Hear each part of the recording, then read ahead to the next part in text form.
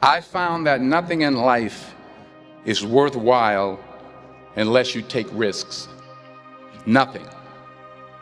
Nelson Mandela said, "There is no passion to be found playing small and settling for a life that's less than the one you're capable of living." Now, I'm sure in your experiences in school and applying to college and picking your major and deciding what you want to do with life, I'm sure people have told you to make sure you have something to fall back on. Make sure you got something to fall back on, honey. But I never understood that concept, having something to fall back on. If I'm going to fall, I don't want to fall back on anything. I want to fall forward. I figure at least this way I'll see what I'm going to hit. Without consistency, you'll never finish. So do what you feel passionate about. Take chances.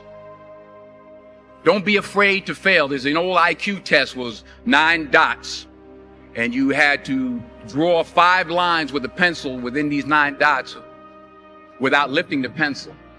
The only way to do it was to go outside the box. Don't be afraid to think outside the box. Don't be afraid to fail big, to dream big. But remember, dreams without goals are just dreams. Reggie Jackson struck out 2,600 times in his career, the most in the history of baseball. But you don't hear about the strikeouts. People remember the home runs. Fall forward. Thomas Edison conducted 1,000 failed experiments. Did you know that? I didn't know that. Because the 1,001st was the light bulb. Fall forward. Every failed experiment is one step closer to success. You've got to take risks, and I'm sure you've probably heard that before, but I want to talk to you about why that's so important. You will fail at some point in your life. Accept it. You will lose. You will embarrass yourself. You will suck at something. There's no doubt about it. And I know that's probably not a traditional message for a graduation ceremony, but hey, I'm telling you, embrace it, because it's inevitable. In the acting business, you fail all the time. Early on in my career, I auditioned for a part in a Broadway musical. Perfect role for me, I thought, except for the fact that I can't sing. I didn't get the job. But here's the thing. I didn't quit. I didn't fall back. I walked out of there to prepare for the next audition, and the next audition, and the next audition. I prayed. I prayed. And I prayed. But I continued to fail, and fail, and fail. But it didn't matter, because you know what? There's an old saying, you hang around the barbershop long enough, sooner or later you're going to get a haircut. Last year, I did a play called Fences on Broadway. It was at the Court Theater. It was at the same theater that I failed that first audition 30 years prior. The point is, every graduate here today has the training and the talent to succeed. But do you have the guts to fail? If you don't fail, you're not even trying. I'll say it again. If you don't fail, you're not even trying. To get something you never had, you have to do something you never did. So imagine you're on your deathbed, and standing around your deathbed are the ghosts representing your unfulfilled potential. The ghost of the ideas you never acted on. The ghost of the talents you didn't use.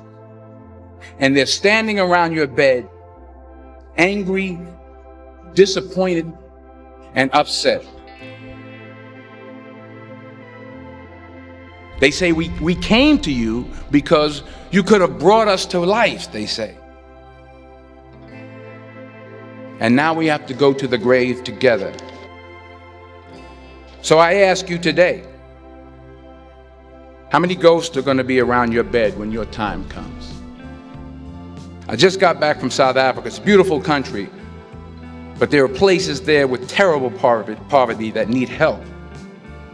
And Africa is just the tip of the iceberg. The Middle East needs your help. Japan needs your help. Alabama needs your help. Tennessee needs your help. Louisiana needs your help. Philadelphia needs your help. The world needs a lot, and we need it from you. We really do. We need it from you young people. I mean, I'm not speaking for the rest of us up here, but I know I'm getting a little grayer. We need it from you, the young people, because remember this. You got to get out there. You got to give it everything you got, whether it's your time, your talent, your prayers, or your treasures. What are you going to do with what you have? I'm not talking about how much you have.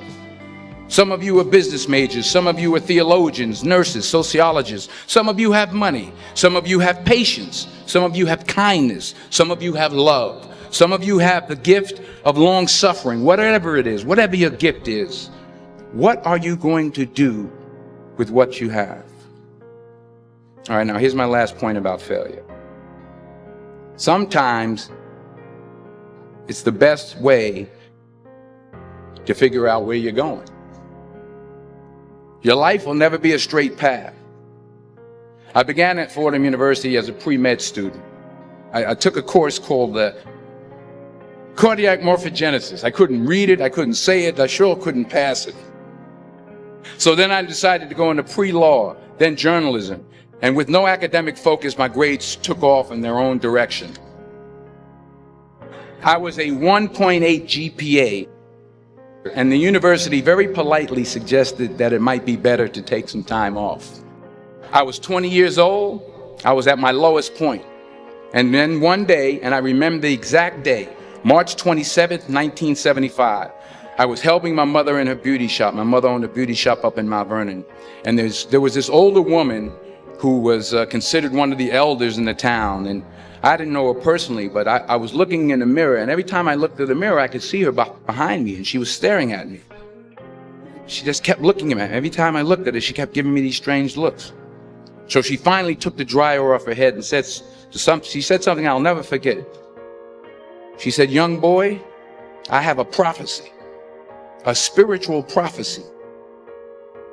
She said, "You are going to travel the world and speak to millions of people." And in the years that followed, just as that woman prophesied, I have traveled the world and I have spoken to millions of people through my movies. Millions who up till this day couldn't see me, who up till this day I couldn't see while I was talking to them, and they couldn't see me. They could only see the movie. They couldn't see the real me. But I see you today, and I'm encouraged by what I see.